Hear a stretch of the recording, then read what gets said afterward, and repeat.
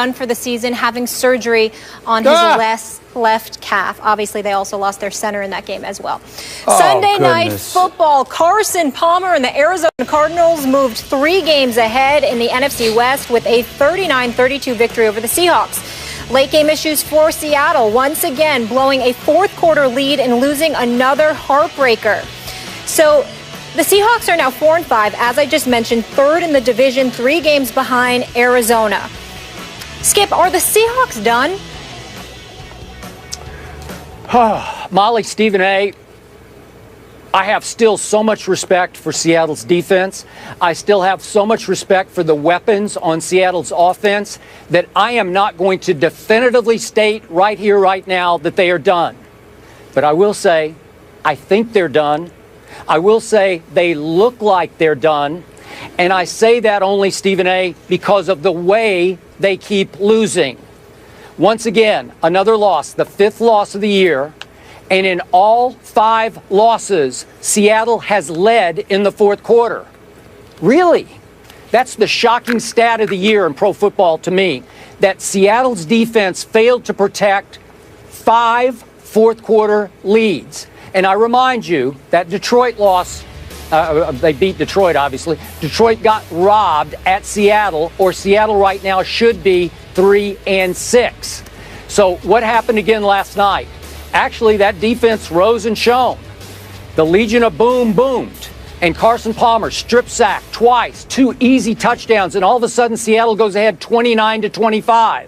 And then what happened? Right on cue, as we've seen all year long. This is even in Seattle.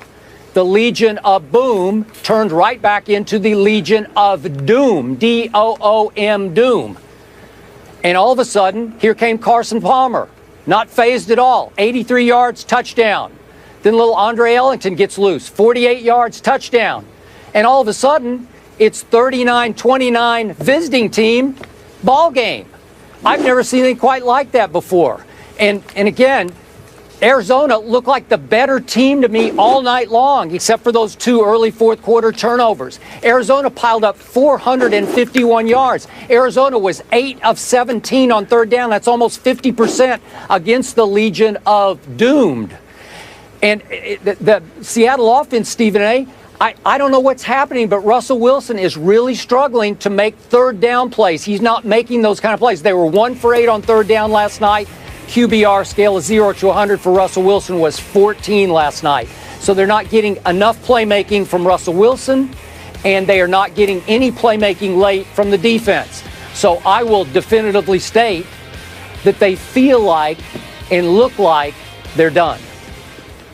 Skip Bayless, I have to admit to you that I'm 100% with you on there, and this is my Super Bowl pick, as we all know. I didn't just pick them to go to the Super Bowl. I picked them to win the Super Bowl. It looks wrong right now. I believe that in order for Seattle to make the playoffs, they're going to have to go 6-1 over their final 7 games in order to pull this out, Skip Bayless. They play Pittsburgh, they play at Minnesota, they play at Baltimore, they play at Arizona. They've got St. Louis on the schedule as well, along with the 49ers and Browns. I think they'll beat the 49ers and Browns, obviously, and I think they'll beat St. Louis in Seattle.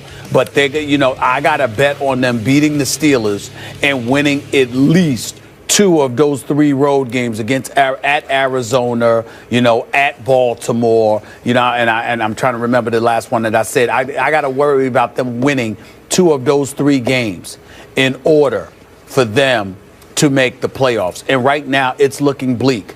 I never dreamed that the day would come where I'd see the Legion of Boom surrender 39 points. I never thought I'd see that happening. And here's the thing that's so perplexing about it, Skip. Their quickness on defense is so impressive. And they hit you, too. And Avril played like a man possessed last night. He was sensational defensively. He was the one that strip sacked Carson Palmer on that first sack in the second half, stripped him, and KJ Wright picked it up and ran it to about the 2-yard line, okay? And then Wright obviously strip sacked Carson Palmer the second go-round, and it was returned into the end zone for a touchdown.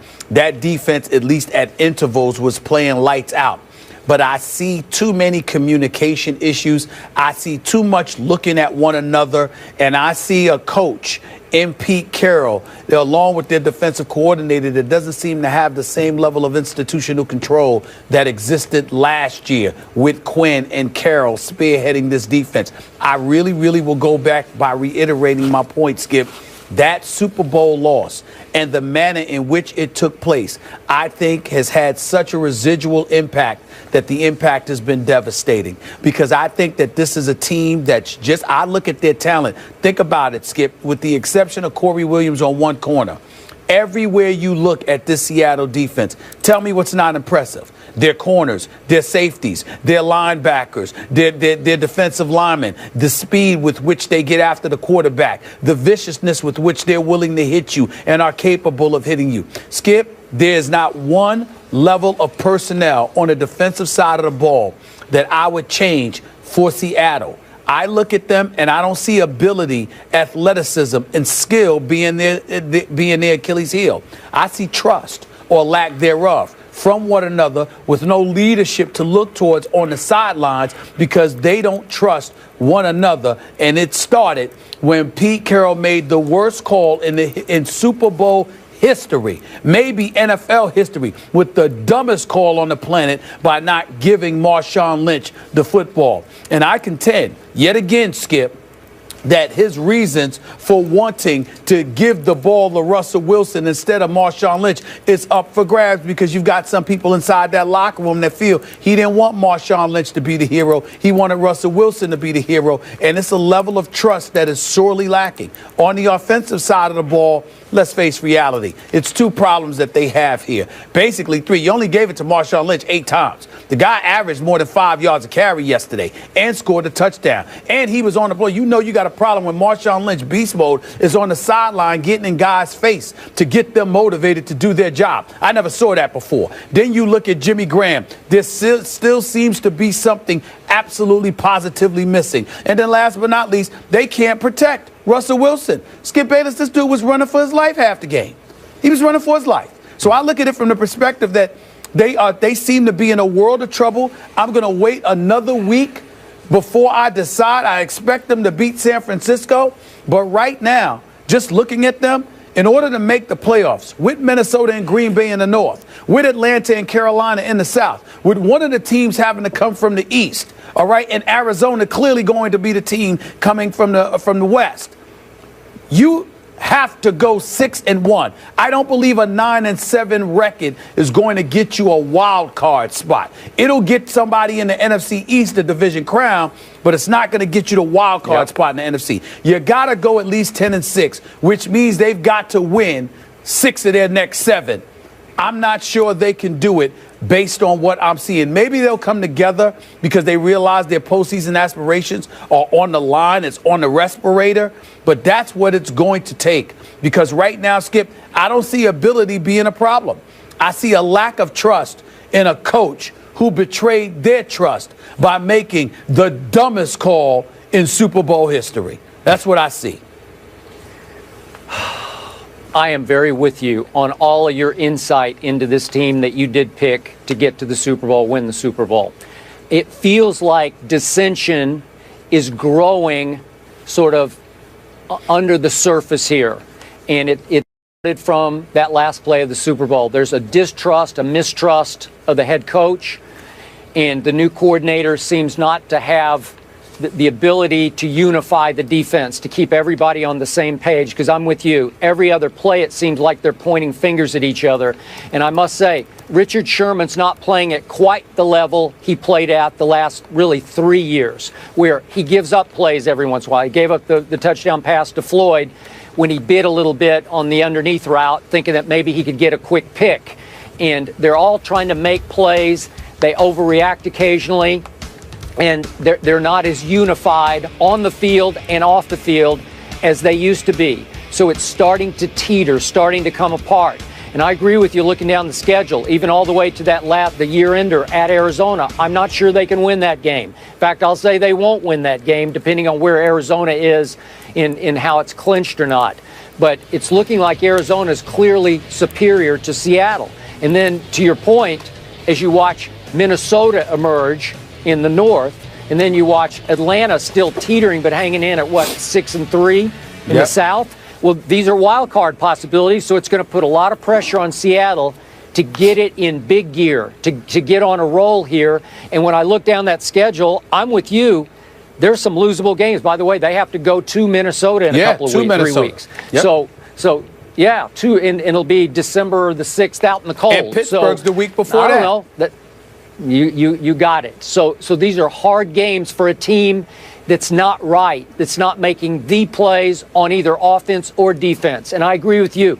They keep putting the game all in Russell Wilson's hands because he's won so many before. He's been very clutch in the past, but it's not benefiting Marshawn at all. They're taking the game completely out of his hands for the most part and putting it in the quarterback's hands, and it doesn't feel right to me either. Well, Skip, the one thing that I want to point out, let's get back to Richard Sherman for a quick second. Skip, I don't think he's playing bad. I think he's playing pretty damn good. You're right that there are plays here and there that he seems to be giving up, but it's usually a communication. Like with the touchdown pass, he sort of cheated a little bit because one of the receivers for Arizona cut in front of him, you know, and he saw that he was open. So he thought Carson Palmer was going to the guy in front of him instead of back of him, and he wasn't covered. So even though they gave up the touchdown, he still found himself looking around because he's like, why do I have 2 men in my area, okay, that I have to cover? Where were one of you guys? And so I think when you look at Richard Sherman in terms of doing his job, he's doing his job. Here's the critique of Richard Sherman that I think we all need to point out. And Richard Sherman needs to realize this. Richard Sherman didn't just get his money because he's one of the gifted corners in the game. Richard Sherman got his money because his brashness, his bravado, how he, you know, as much as it may have been a turnoff for the opposition and some media critics, his behavior sparked and galvanized a lot of guys around him. It wasn't just Cam Chancellor and that leadership ability about guys attacking their fears, like he told me they were all trained to do, and all of them admitted when we were at the ESPYs a couple of years ago. This is also about a guy like Richard Sherman who would get in guys' face, do his job, and literally motivate the Wagners and the Thomases of the world, and the list went on and on of guys around him, getting guys fired up. What I see right now is a Richard Sherman who's still very good. I don't see any dissipation. I don't see any sliding of the skills or anything like that. What I see is a guy that's doing his job, but that's all, as opposed to galvanizing dudes to do their job. And Seattle's success wasn't just predicated on their abilities, their skills, their knowledge, etc. It was predicated on their ability to get the next man towards them ready and pumped to do their job. I don't see that now. You might see it when they make a play, when they actually do something, but I don't see it when they're trying to inspire others to do something. There is something missing, and I do not blame the players. I blame Pete Carroll and Darrell Bevell. They made that call. If they had lost the Super Bowl because they gave the ball to beast mode, none of this would be an issue, Skip. We gave it to beast mode himself, Marshawn Lynch. Take us to the promised land. They could have lived with that, Skip. But the coaches took a Super Bowl championship away from them. And I don't care what anybody says. I don't know how you get trust back when you look at a coach and you feel like he gave away a Super Bowl because of something other than what your identity was about. Their identity was the Legion of Boom and beast mode. And he wanted Russell Wilson to be the hero for some reason. It's costing him. Okay, I hear you on your Richard Sherman points. Those are fair. On your last play of the Super Bowl call, I told you that the next day. I disagree with your premise on that, but where you're right is I think all those players you're talking about, especially on defense, they all agree with you. So it's a huge issue that still lingers under the surface. It's still festering under the surface for this team. So I get all that. Last quick point, Molly, just let me throw this in. We've talked about Seattle. I got to give some props to Arizona. We did not pick.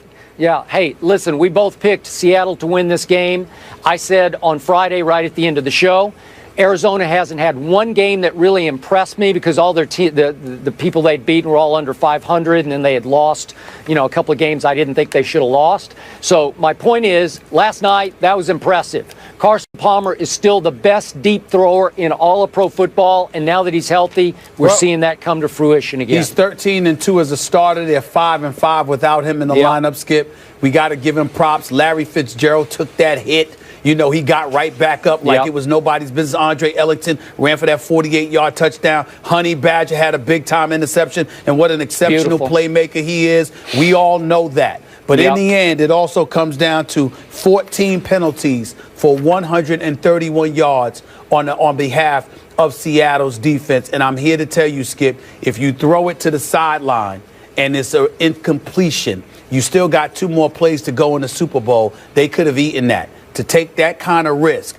and to take the ball out of Beast Mode's hands, it definitely resonates with those players. Whether they admit it or not, they don't trust the coaches the way that they used to.